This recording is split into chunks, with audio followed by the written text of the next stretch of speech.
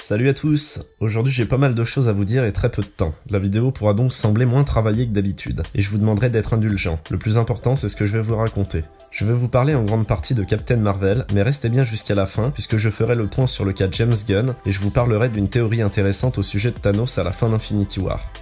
Pour commencer, vous avez peut-être entendu parler de la théorie concernant Black Dwarf, ou Cull Obsidian, et Captain Marvel. En effet, comme on peut le voir sur cette image tirée d'Infinity War, Cull Obsidian possède une sorte de ruban qui ressemble étrangement aux couleurs et aux motifs portés par Captain Marvel. Je pense qu'il ne s'agit que d'un clin d'œil, mais certaines personnes sont persuadées que ce ruban est révélateur d'un passé commun entre les deux personnages, et ça peut se tenir. En tout cas, nous le saurons au mois de mars 2019 lors de la sortie du film Captain Marvel. Je n'aborde que très brièvement cette théorie et je vous conseille d'aller sur la chaîne du Geek si vous voulez avoir plus d'informations sur ce sujet. À présent, le vrai sujet que je voulais aborder avec vous, c'est cette théorie qui a émergé il y a très peu de temps sur Reddit. Elle n'est pas de moi, ce n'est qu'une théorie, mais ça me semble plutôt convaincant et certains éléments devraient s'avérer exacts. Cette théorie nous explique pourquoi Fury n'a jamais appelé Captain Marvel dans le passé. Dans la scène post-générique d'Infinity War, Nick Fury n'hésite pas une seule seconde à appeler Captain Marvel avec ce qui semble être un émetteur longue portée. Comment et pourquoi Fury savait-il que c'était le moment d'appeler Captain Marvel sans connaître Thanos, et pourquoi ne l'a-t-il pas appelé dans d'autres événements du MCU? La théorie est la suivante, Fury le savait depuis le début, et l'un des survivants du futur lui a parlé du claquement de doigts. Avant de combattre Thanos, Strange a envisagé l'avenir et a vu toutes ses possibilités et ses résultats. Il a alors pris conscience de l'existence de Captain Marvel. Il a vu que la seule issue victorieuse était en sa présence. Pendant le claquement de doigts, on se doute qu'elle est très éloignée de la Terre, et même de toute chose. Beaucoup trop pour être au courant des événements liés à Thanos.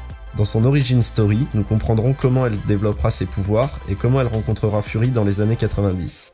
Mais à cause de sa puissance et de la possibilité de nuire à son entourage, elle se cachera dans un endroit sûr où elle ne pourra faire de mal à personne. C'est pour cela que personne ne semble la connaître dans le MCU. Il est donc possible que Strange ait pris le temps d'aller rencontrer Fury dans le passé avec les pouvoirs de la Pierre du Temps pour le prévenir des événements d'Infinity War. Fury demandera donc à Captain Marvel de lui faire une promesse, revenir sur Terre juste une fois quand son émetteur retentira. C'est pourquoi Fury n'a pas appelé Captain Marvel pour les autres incidents. Il savait que la Terre survivrait quoi qu'il arrive, car Strange l'en avait averti. Dès qu'il a reconnu le moment, il a envoyé le signal. Cette théorie possède peut-être 2 ou 3 petites incohérences, mais tout n'est pas acheté. Certains éléments devraient se rapprocher de près ou de loin à ce qui se produira dans la suite du MCU. À présent, passons au cas James Gunn. 2 infos me sont parvenues aujourd'hui. La première, c'est que Disney aurait finalement accepté d'utiliser le scénario de James Gunn pour les Gardiens de la Galaxie 3. Bonne nouvelle donc. La deuxième info est en totale contradiction avec la première et elle est à prendre avec des pincettes. Il semblerait qu'aucun communiqué officiel ne soit sorti sur le licenciement de James Gunn. Pour être plus clair, il serait toujours salarié de Disney et aucune décision définitive n'aurait été prise à son sujet. Et pour finir sur une note plus légère, j'ai trouvé une théorie expliquant pourquoi la blessure au torse de Thanos causée par le Stormbreaker semble s'être résorbée à la fin d'Infinity War. En effet, la puissance du Stormbreaker a fait beaucoup de dégâts à l'armure et au torse de Thanos. Toutefois, dans la scène finale, Thanos n'a plus aucune marque du passage de la hache de Thor, et je ne pense pas qu'il s'agisse d'un faux raccord, il serait bien trop grave et bien trop voyant.